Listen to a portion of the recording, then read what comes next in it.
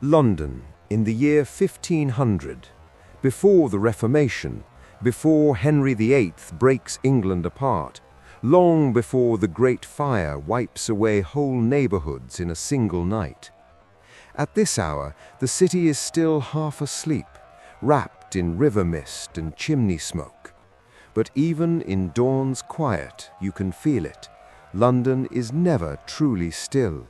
It is already waiting to surge into motion. The Thames moves first. Water slides past timber posts and stone steps, carrying the faint creak of rope and the hollow knock of wood on wood. The river is London's highway. It is also London's water source, and, without ceremony, it is London's sewer. Everything the city consumes and everything the city discards has some way of finding the Thames. Follow the river's edge, and the silhouette of the city rises from the fog. Tight roofs, crooked lines, and Gothic spires that pierce the pale sky. The buildings are packed close, pressed together like shoulders in a crowd. Most are timber. Many lean over the street as if trying to steal space from the air. And then you reach one of the city's great choke points, London Bridge. London Bridge is not just a crossing, it is a street built on water. Shops and houses crowd the bridge so tightly that daylight narrows into a corridor. Wheels grind through ruts, boots slap in mud.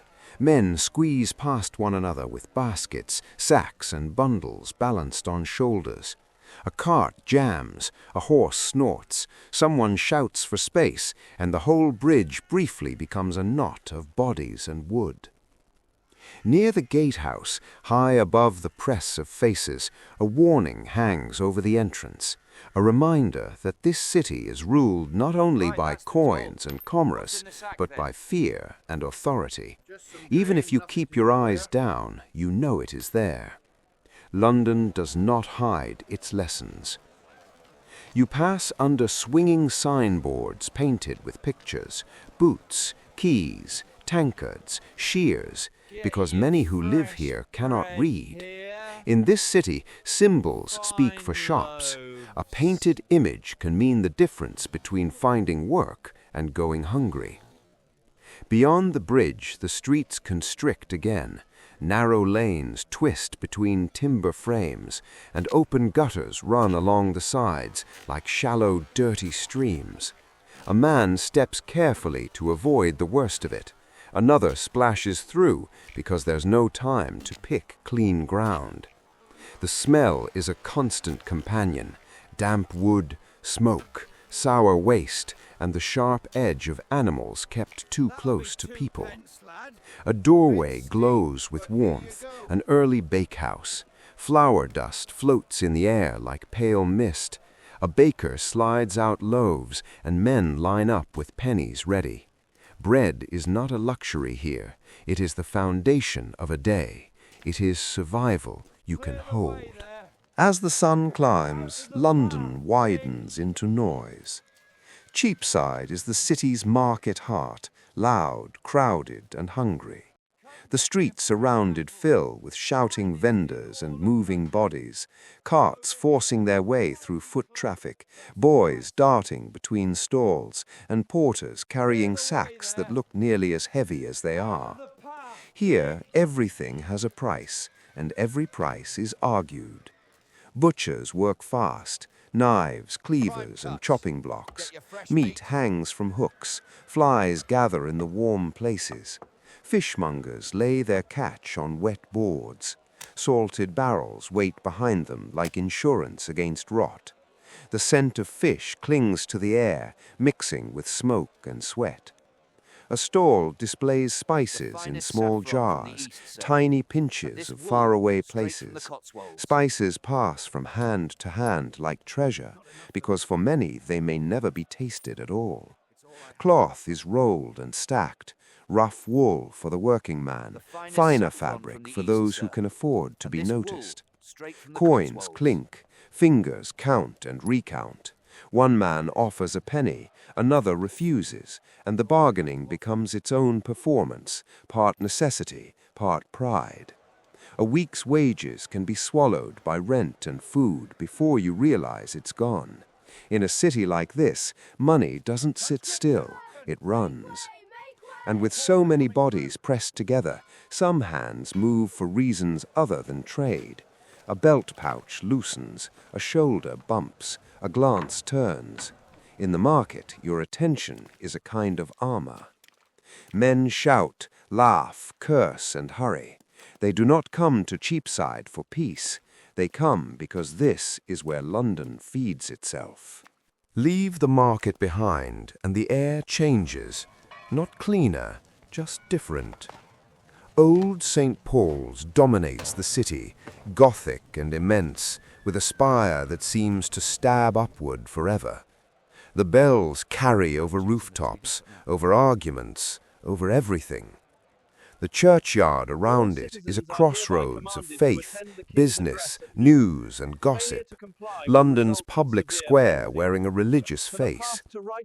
Books and pamphlets lie on tables for those who can afford them. Parchment pages catch the light.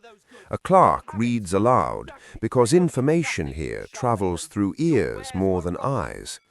Men gather around posted notices marked with wax seals. Some listen closely. Others pretend not to care, but stay anyway. A sermon rises from one corner.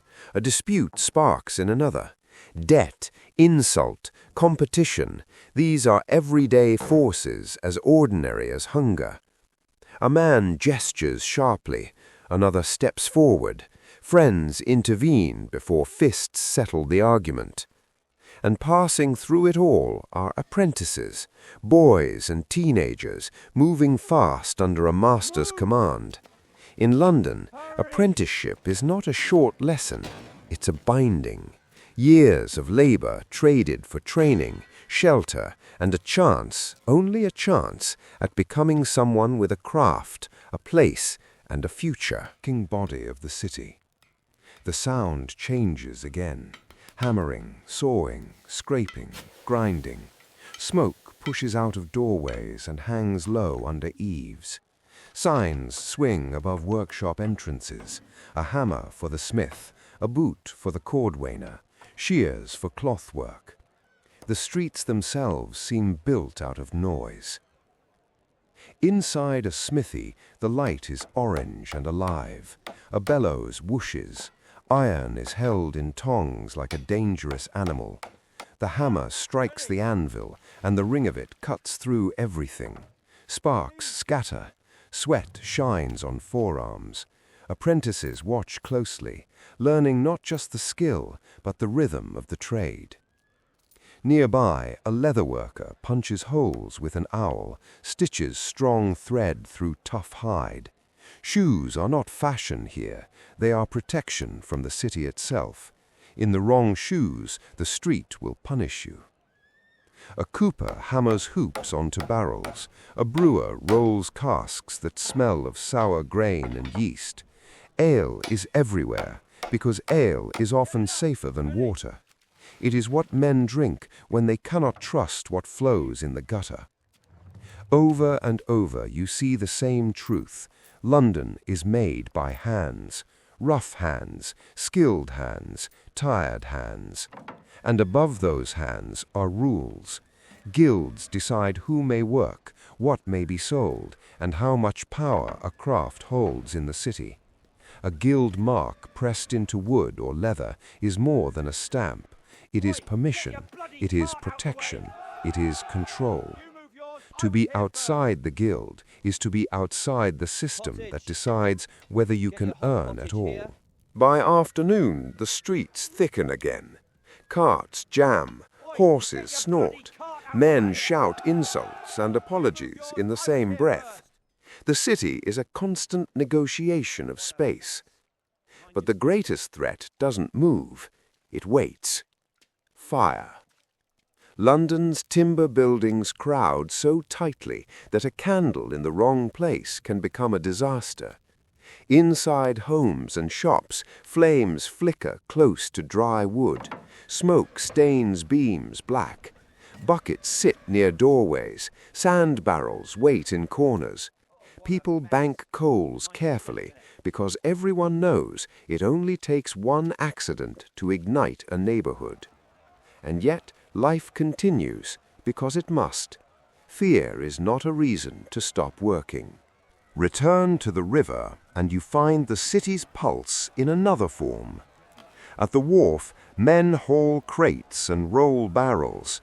Rope fibers scrape across calloused hands. Planks creak under weight.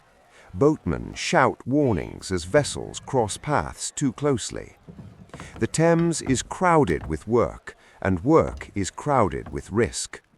Goods arrive here: food, timber, cloth, wine. Everything heavy travels by water because streets are too narrow, too jammed, too broken by mud. A boat can carry what a cart cannot. And alongside trade is necessity. A man lowers a bucket into the river. The water swirls dark. Debris floats by. Not far away, someone empties waste into the same tide with a quick, practiced motion. The river does not judge, it simply carries. This is London's contradiction in one moving surface. The same water that feeds the city also poisons it. As the light begins to change, the city's mood shifts. In a square or along a busy street, you may pass a punishment on display.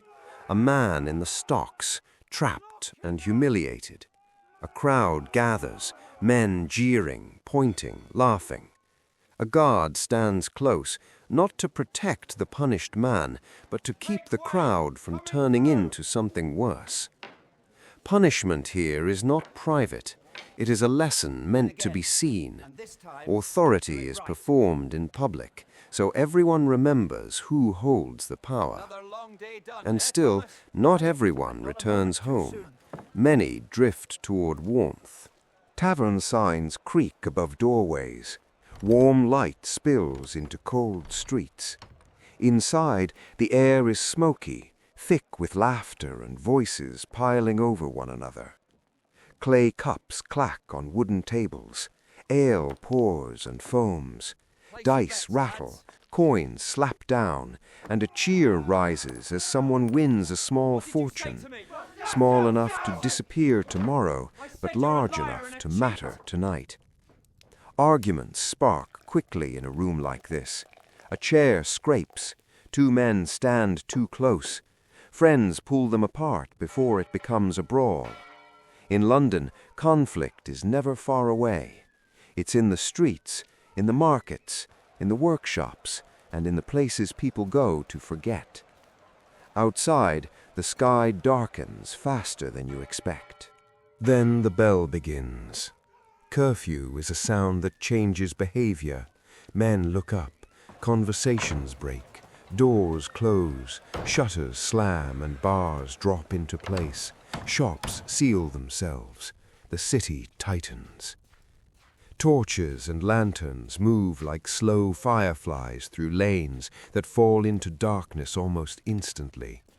Without light, even familiar streets turn strange. Shadows swallow corners. A watchman's staff taps the ground as he patrols. A lantern swings, casting brief shapes on timber walls. Inside homes, the day contracts into one room. Men and boys eat quietly. Apprentices sleep near workshops, on straw pallets, bodies folded into tiredness. Someone banks the hearth, covering coals with ash, because fire is never fully trusted, not even when it's needed. Outside, the streets empty, not gradually, suddenly. London goes from chaos to silence with a speed that feels unnatural. In near black alleys you hear only small things: the wind, distant water, a faint footstep, a door settling into its frame. The Thames continues its steady movement. The city's great engine keeps turning even when most eyes are closed. And high above, spires and rooftops become silhouettes against the night. This is London, 1500, a city made of timber and smoke, ruled by guild marks and curfew bells, fueled by bread and ale, held together by labor and fear. A day ends, another will begin. And though this world will be transformed by religion, by kings, and by fire, its traces remain in records, in ruins, and in the shape of streets that still carry the memory of footsteps from long ago.